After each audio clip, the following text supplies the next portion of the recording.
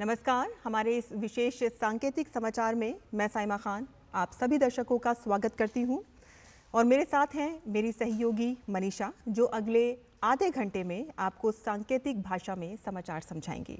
शुरुआत करते हैं हेडलाइन से। लोकसभा के पहले चरण के चुनाव के लिए 17 राज्यों और 4 केंद्र शासित प्रदेशों की 102 सीटों पर कल डाले जाएंगे वोट। 625 उम्मीदवारों के भाग्य का होगा फैसला। निष्पक्ष और शांतिपूर्ण मतदान के लिए तैयारियों को दिया जा रहा है अंतिम रूप। लोकसभा चुनाव के लिए दूसरे और अन्य चरणों के लिए प्रचार ने पकड़ा जोर। केंद्रीय गृह मंत्री अमित शाह ने गुजरात के साणंद में किया रोड शो। रक्षा मंत्री राजनाथ सिंह ने केरल के कोल्लम में कहा कि प्रधानमंत्री नरेंद्र मोदी ने चुनौतियों को किया स्वीकार। भाजपा अध्यक्ष जेपी नड्डा ने असम के कोकराझार में की चुनावी सभा। लोकसभा चुनाव के लिए विपक्ष का भी धुआंधार चुनाव प्रचार जारी। कांग्रेस नेता राहुल गांधी आज केरल के कन्नूर में ठोकी ताल। मणिपुर में जारी हिंसा का जिक्र कर भाजपा को घेरा। महाराष्ट्र के उप मुख्यमंत्री अजीत पवार की पत्नी सुनेत्रा पवार ने बारामती से नामांकन किया दाखिल। शरद पवार की बेटी सुप्रिया सूले से होगा सामना। परिवार की प्रतिष्ठा की सीट बनी चर्चा का केंद्र। पश्चिम बंगाल के मुर्शिदाबाद में रामनवमी के अवसर पर पथराव की घटना ने लिया सियासी रंग। भाजपा नेता सुवेंदु अधिकारी ने राज्यपाल को लिखा पत्र। पूरे मामले में हस्तक्षेप की मांग। विश्व हिंदू परिषद ने भी घटना की निंदा।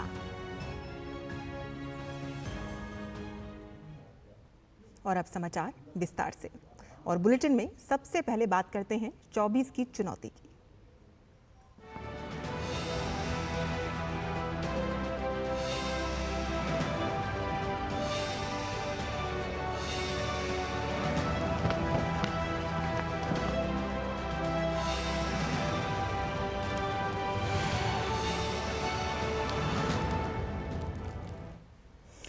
लोकसभा चुनाव के पहले चरण में शुक्रवार को मतदान की सभी तैयारियां पूरे जोरों पर हैं और इस चरण में 17 राज्यों और 4 केंद्र शासित प्रदेशों की 102 सीटों पर चुनाव होगा।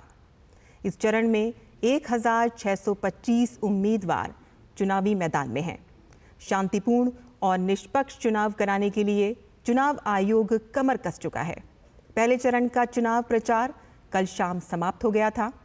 इस चरण में अरुणाचल प्रदेश, मेघालय, मिजोरम, नागालैंड, सिक्किम, अंडमान और निकोबार द्वीप, लक्षद्वीप, पुडुचेरी, उत्तराखंड और तमिलनाडु की सभी सीटों पर चुनाव होगा।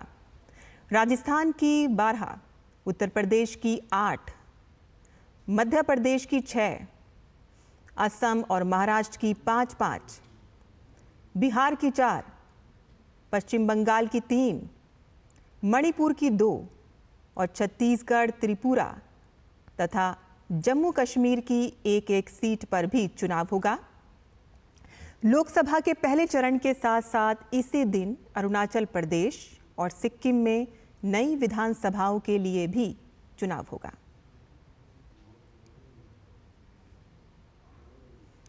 और दूसरे चरण के लिए चुनाव प्रचार तेज हो गया है। सभी दलों ने प्रचार में पूरी ताकत झोंक दी है। केंद्रीय गृह मंत्री और भाजपा के वरिष्ठ नेता अमित शाह आज गुजरात दौरे पर हैं। उन्होंने गांधीनगर और अहमदाबाद में सुबह से शाम तक ताबड़तोड़ रोड शो किया। अमित शाह ने अपने चुनावी कार्यक्रम की शुरुआत अहमदाबाद के एपीएमसी सर्कल से नलसरोवर चौक साणंद के बीच एक रोड शो से की। रोड शो के दौरान भारी संख्या में लोग मौजूद रहे और अमित शाह ने गांधीनगर में विशाल रोड शो किया। गुजरात की सभी 26 लोकसभा सीटों के लिए 7 मई को मतदान होगा। 19 अप्रैल को नामांकन की अंतिम तारीख है। भारतीय जनता पार्टी के राष्ट्रीय अध्यक्ष जेपी नड्डा ने आज असम के कोकराझार में एक जनसभा को संबोधित किया। उन्होंने पूर्व की कांग्रेस सरकार पर निशाना साधते हुए कहा कि कांग्रेस ने पूर्वोत्तर को अलग थलग रखा। वहीं उन्होंने भाजपा की मोदी सरकार की उपलब्धि गिनाते हुए कहा कि आज पूर्वोत्तर भारत का 70% हिस्सा अफ्रीका से बाहर हो चुका है।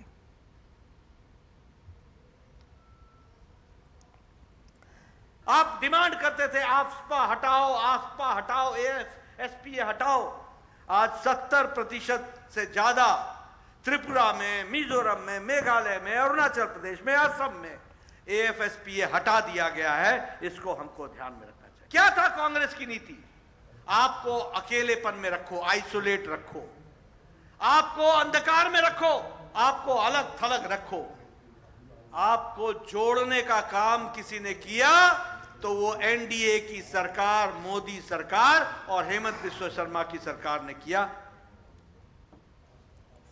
और भाजपा के राष्ट्रीय अध्यक्ष जेपी नड्डा ने असम के उदलगुरी क्षेत्र में डंडा सहरिया हाई स्कूल के खेल मैदान में सार्वजनिक रैली की और सभा को संबोधित करते हुए कहा कि मोदी जी सरकार के आने के बाद राजनीति ही नहीं, हर क्षेत्र में बदलाव आया है। मोदी जी की सरकार मतलब प्रोएक्टिव सरकार, प्रो रिस्पॉन्सिव सरकार। प्रधानमंत्री मोदी जी ने देश का राजनीति का चरित्र, देश की राजनीति की परिभाषा, देश की राजनीति का कार्य करने का तरीका, ये सब कुछ बदल डाला है। कांग्रेस अध्यक्ष राहुल गांधी ने आज केरल कन्नूर में जनसभा की। इस मौके पर उन्होंने भाजपा पर हमला बोलते हुए कहा कि बीजेपी भारत की जनता पर एक राष्ट्र, एक इतिहास और एक भाषा को थोपना चाहती है, जबकि कांग्रेस और यूनाइटेड डेमोक्रेटिक फ्रंट पार्टी देश में विविधता पर विश्वास रखती है। Congress party and the UDF accept the diversity of India. We accept the multiple languages, the multiple traditions, the different histories, the different expressions of all our people. The BJP wants to impose one history, one nation, one language on the people of India. First of all, this is a fundamental misunderstanding of what India is. How can you come to the people of Kerala or the people of Tamil Nadu or the people of Bengal and say there is going to be one language? You're insulting every single citizen of Kerala. Malayalam is not just a simple language. If you remove Malayalam, how will a mother in Kerala explain the history of this great land to her children? और कांग्रेस ने केरल में अपना चुनाव प्रचार तेज कर दिया है। तेलंगाना के मुख्यमंत्री रेवंत रेड्डी ने कांग्रेस प्रत्याशी अदूर प्रकाश के समर्थन में अटिंगल सीट में एक रोड शो किया।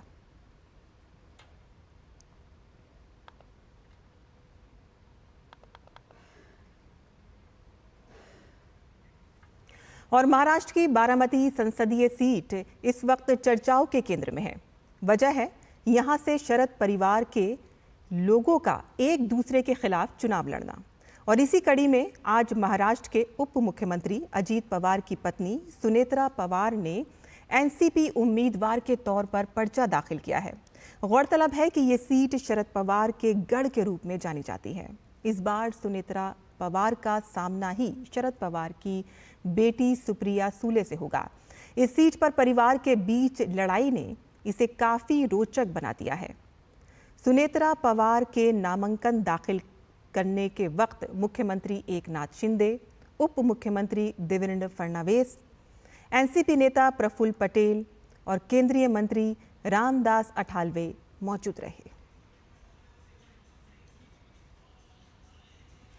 अभिनेता और भाजपा नेता मिथुन चक्रवर्ती ने दार्जिलिंग संसदीय क्षेत्र से भाजपा उम्मीदवार राजू बिस्ता के समर्थन में रोड शो किया।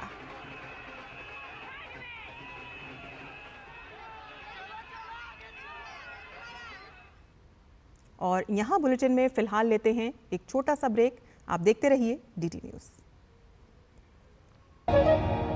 Delivery boy has picked your order. अरे भाई पता है भूख लगी है। 30 मिनट का मैसेज नोटिफिकेशन आया था ना। मैसेज के सारे थोड़ी बैठ सकते हैं। कल आपने कुछ शेयर्स बेचे थे ना? हाँ, तो चेक किया? मैसेज आया तो था। सिर्फ मैसेज काफी नहीं है। आप शेयर मार्केट में कोई भी ट्रांजैक्शन करते हैं ना, तो स्टॉक एक्सचेंज से आए एसएमएस या ईमेल को अपने डीमैट अकाउंट और बैंक स्टेटमेंट के साथ भी टैली कीजिए। बेटा भूख में ना दिमाग बंद हो जाता है। समझ कर इन्वेस्ट कर। मुझे तगड़ा इंसेंटिव मिला है। क्या प्लान है? सोच रहा हूँ गवर्नमेंट सिक्योरिटीज में इन्वेस्ट करूँ। बिल्कुल सही सोच रहे हैं आप। अब गवर्नमेंट सिक्योरिटीज में इन्वेस्ट करना आसान हो गया है। पर कैसे? आरबीआई रिटेल डायरेक्ट स्कीम में बिना ब्रोकर के आप इन्वेस्ट कर सकते हैं और आपको आपकी पूंजी पर मिलेगी रिटर्न्स। आरबीआई पोर्टल पर जाइए, मुफ्त में अकाउंट खोलिए और अपने बैंक खाते से सीधे पैसे इन्वेस्ट कीजिए। सुरक्षित, आसान। रिटायरमेंट के बाद मैं भी यही इन्वेस्ट करूंगा। बहुत सही कह रहे हैं आप। आरबीआई कहता है जानकार बनिए, सतर्क रहिए।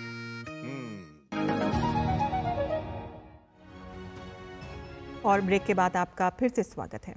आगे बढ़ते हैं खबरों की तरफ, जहां पश्चिम बंगाल में रामनवमी जुलूस पर हिंसा को लेकर भारतीय जनता पार्टी ने टीएमसी और मुख्यमंत्री ममता पर निशाना साधा है। बंगाल विधानसभा में विपक्ष के नेता शुवेंदु अधिकारी ने पश्चिम बंगाल के राज्यपाल सीवी आनंद बोस को एक पत्र लिखकर इस घटनाओं की जांच की मांग की है। शुवेंदु ने कहा है कि मैंने राज्य के 2 हिस्सों में हिंसा की घटनाओं के बारे में शिकायत की है। भाजपा नेता का कहना है कि रामनवमी के जुलूस के दौरान बुधवार शाम से ही राज्य में स्थिति खराब है।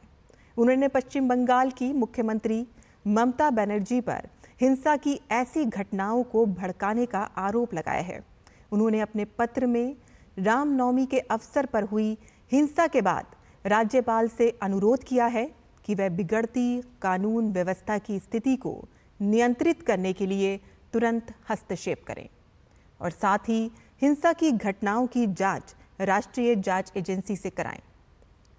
रामनवमी पर मुर्शिदाबाद के बेलडांगा इलाके के शक्तिपुर में हिंसा भड़क गई, जिसके परिणाम स्वरूप कुछ लोग घायल हो गए और इसी तरह की घटना पूर्वी मिदनापुर जिले के एग्रा में हुई है और रैली में शामिल 5 लोग गंभीर रूप से घायल हो गए हैं और उनका एग्रा सुपर स्पेशलिटी अस्पताल में इलाज चल रहा है। शुवेंदु अधिकारी ने ममता बनर्जी का वीडियो भी शेयर किया है, जिसमें मुख्यमंत्री ममता बनर्जी विवादास्पद बयान देते हुए नजर आ रही हैं। वीडियो में टीएमसी प्रमुख ये कहते हुए देखी जा रही हैं कि अगर आप बीजेपी को 17 अप्रैल को नारेबाजी करते हुए देखते हैं तो ये उनका दंगे का दिन होगा। বিপদে ফেলবে। আমি ভাই বোনদের বলবো, যদি দেখেন স্লোগান দিচ্ছে 17 তারিখ ওটা ওদের দাঙ্গা করার দিন, 17 তারিখ ওটা ওদের দাঙ্গা করার দিন, 17 তারিখ ওটা ওদের দাঙ্গা করার দিন। और विश्व हिंदू परिषद संयुक्त महामंत्री डॉक्टर सुरेंद्र जैन ने मुर्शिदाबाद में रामनवमी के पावन अवसर पर निकल रही शोभा यात्रा पर किए गए हमले की कठोर शब्दों में निंदा की है। उन्होंने इसे आतंकवादी घटना बताया और साथ ही उन्होंने इसकी एनआईए द्वारा जांच की मांग भी की है। मुर्शिदाबाद में रामनवमी के पावन अवसर पर निकाली गई शोभा यात्रा पर जिस प्रकार का प्राण घातक हमला किया गया, वह सामान्य हमला नहीं था, वह आतंकी हमला था। वहां पर बम फोड़े गए, घरों की छतों पर पत्थर इकट्ठे किए गए थे, उनका उपयोग लोगों को घायल करने में किया गया, तलवारों से हमला किया गया, लोगों को पकड़कर घेर कर जान से मारने की कोशिश हुई। ये एक दिन की तैयारी में संभव नहीं था, हफ्तों से तैयारी चल रही होगी।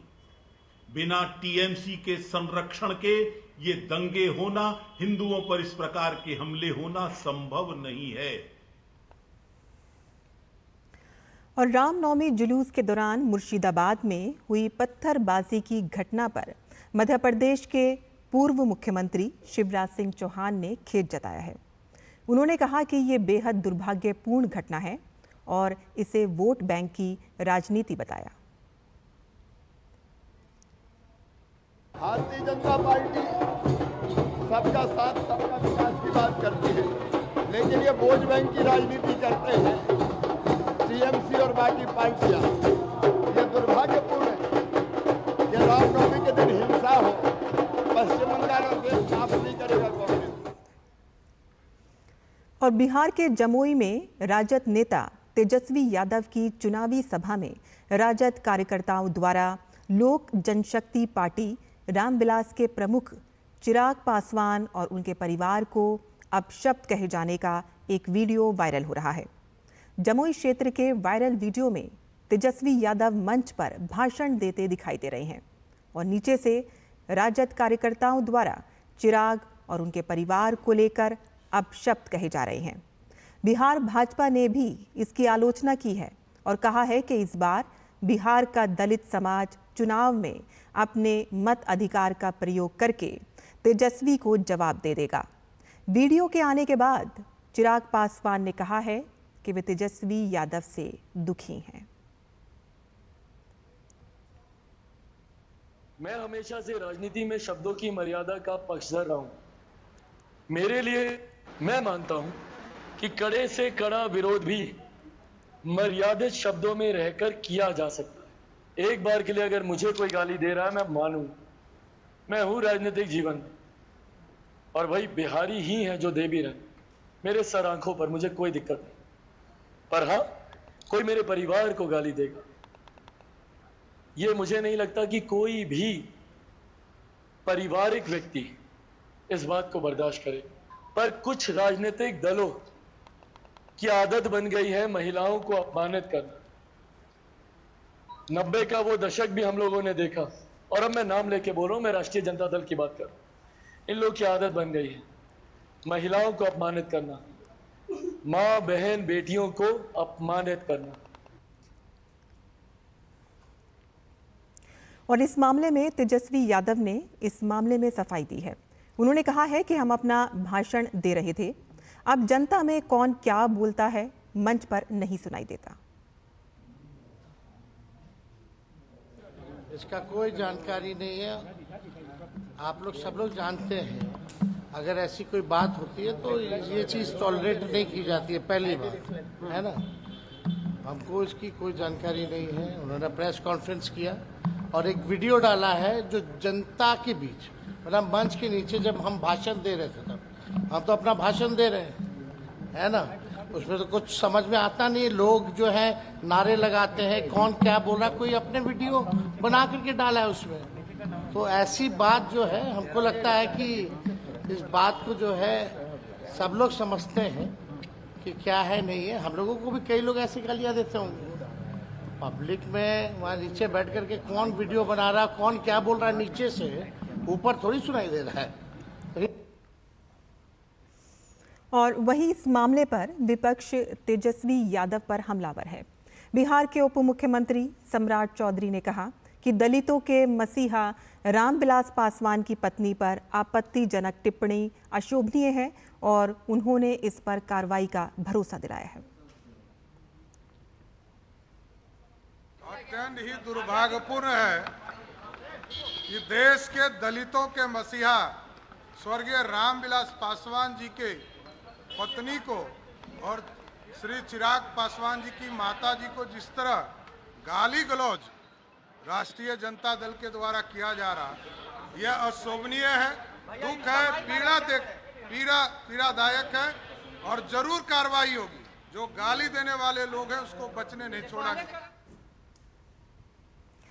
और जमुई में तेजस्वी यादव की सभा के दौरान चिराग पासवान की मां को गाली देने का मामला तूल पकड़ता जा रहा है।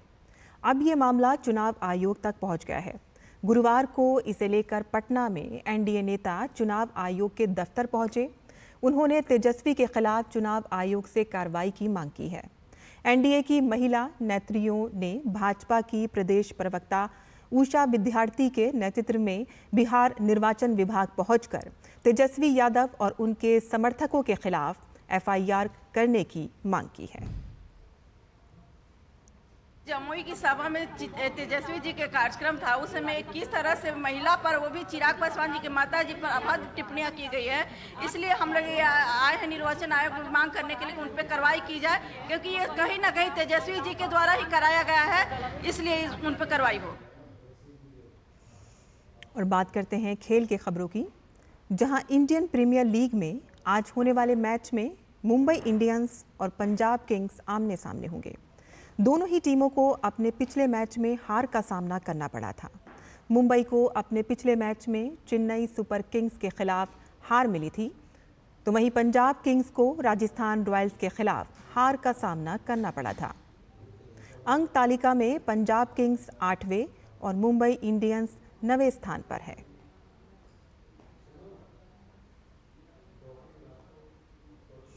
वहीं पेरिस ओलंपिक के लिए ब्राजील के एथलीटों की आधिकारिक यूनिफॉर्म को एक अनोखे अंदाज में लॉन्च किया गया है।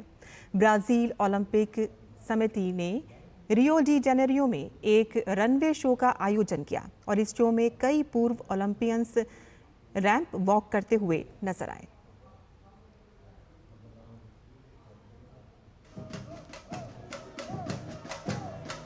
पेरिस ओलंपिक शुरू होने में अब 100 से कम दिन बाकी बचे हैं। इसी कड़ी में ब्राजील ओलंपिक कमेटी ने एक अनोखे अंदाज में ओलंपिक के लिए ब्राजील के एथलीटों की आधिकारिक यूनिफॉर्म को लॉन्च किया। रियो डी जेनेरो में एक रनवे शो का आयोजन किया गया, जिसमें कई पूर्व ओलंपियन दिखाई दिए। ये पूर्व ओलंपियन ब्राजील के लिए एम्बेसडर्स के तौर पर सेवा दे रहे हैं। इस शो में ये ओलंपियन डेनिम जैकेट पहने नजर आए, जिन पर ब्राजील के प्रमुख पशुओं की छवि बनी हुई थी। पेरिस ओलंपिक का काउंटडाउन शुरू हो चुका है। पेरिस 100 साल पूरे कर रहा है। पेरिस ने पिछली बार 1924 में ओलंपिक खेलों का आयोजन किया था। ब्राजील ओलंपिक कमेटी को ब्राजील के दल पर पूरा भरोसा है। पेरिस मिशन में हम कामयाब रहेंगे। टोक्यो ओलंपिक में ब्राजील ने 7 स्वर्ण, 6 रजत और 8 कांस्य पदक जीते थे, जो ओलंपिक खेलों के इतिहास में ब्राजील का सर्वश्रेष्ठ प्रदर्शन था। पदक तालिका में ब्राजील 12वें स्थान पर रहा था। Sports desk, DD news.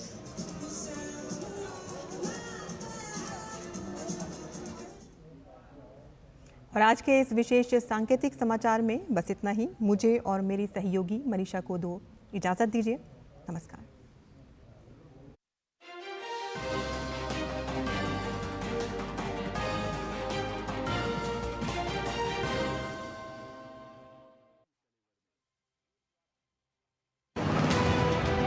अट्ठाईस राज्य, 8 केंद्र शासित प्रदेश, एक आम चुनाव, तैयार हो रहा है देश। जम्मू कश्मीर से तमिलनाडु तक, गुजरात से अरुणाचल तक, जानिए हर राज्य की राजनीति का क्या होगा लोकसभा चुनाव पर असर। आम चुनाव 2024 राज्य नीति, सोमवार से शुक्रवार शाम 6:30 बजे सिर्फ डीडी न्यूज़ पर।